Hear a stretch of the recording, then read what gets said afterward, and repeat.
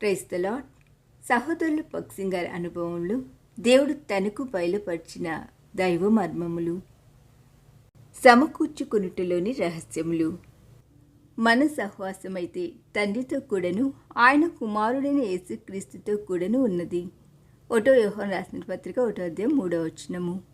ఆయన వెలుగులో నున్న ప్రకారము మనమును వెలుగులో నడిచిన ఎడల మనము అన్యోన్య సహవాసం కలవారమై ఇందుము.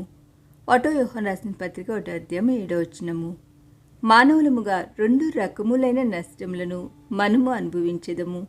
మనకు రక్షణానుభవం లేనప్పుడు మొదటి రకపు నష్టమును అనుభవించెదము. ఆ సమయంలో మనమేది చేసినను అది నష్టమే, నిష్ఫలమే. 2వ రకమైన నష్టము తిరిగి జన్మించిన వారు సైతము అనుభవించెదరు. అజ్ఞానం వలన, వారి స్వంత తప్పిదం వలన, పాపం వలన వారిటి నష్టమును అనుభవించెదరు.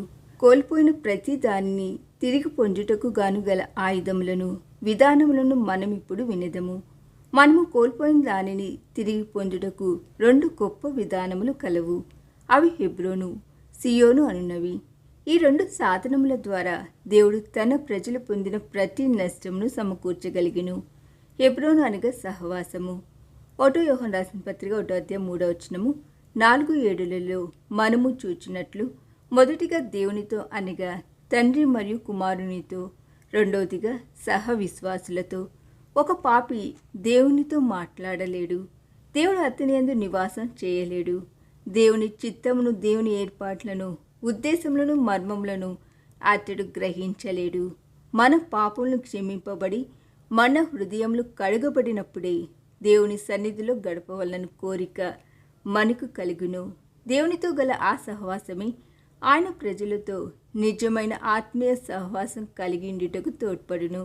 దేవునితో ఎంత ఎక్కువగా నడుచుకుందుమో, ఎంత సమీపముగా ఆయనతో జీవించుదుమో, అంత ఎక్కువగా ఆయనతోనూ ఆయన ప్రజలతోనూ సహవాసంలో ఆనందించుటకు కోరుకుందుము. ఈ 2 ఎప్పుడు కలిసి వెళ్ళును, వాటిని వేరుపరచలేము. ఈ దిన ధ్యానము మనందరి ఆత్మీయ జీవితమునకు ఆశీర్వాదకరముగా ఉండునుగాక. ఆమేన్.